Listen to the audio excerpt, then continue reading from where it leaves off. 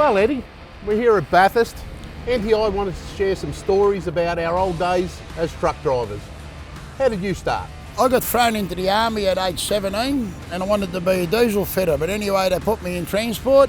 By the time I was 19 I was carting tanks around, which is a pretty big deal.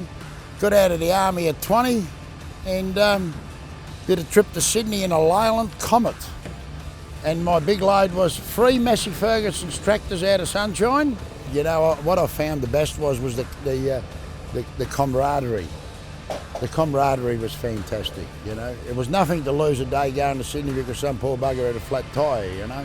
So you'd have to have a barbecue and you'd have to have a beer, you know, and it was just a good time. What about yourself, Vinny? I started in earth moving and then I ended up in a tip truck with the company. So then I brought my first truck that I owned, which was a cab over Kenworth, a K100 I think it was. Big ship. Oh, she was a big ship, yeah.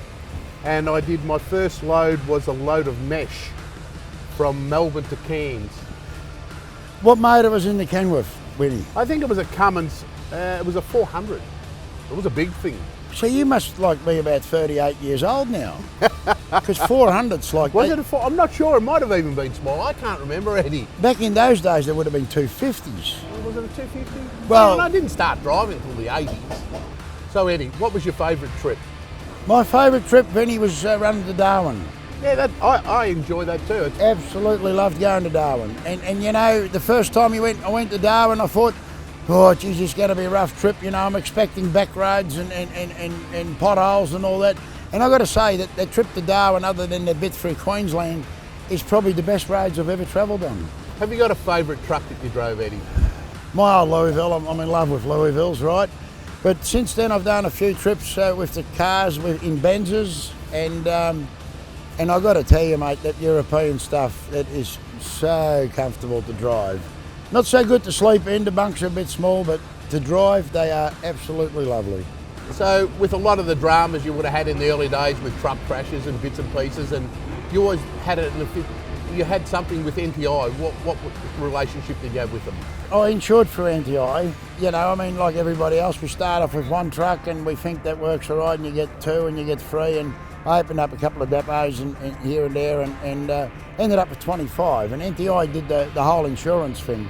These guys, without any bullshit, their claims mean, mate, I've tipped my truck over, bang, it's done. Well, you know, I remember when the first one tipped over, right, and I had never had that happen to me before. Oh, what the hell am I going to do now? You know, how's this going to work? Bring them up and say, well, this is what's happened, what am I going to do? Oh, well, you know, you got to get the recovery done and we'll help you with all that. All right, Eddie, but we'll probably have to start wrapping this up on a bit, I think, now. But well, I'm pretty comfortable here. I know I'm pretty comfortable here, but how many truck drivers would you have seen with pink hair?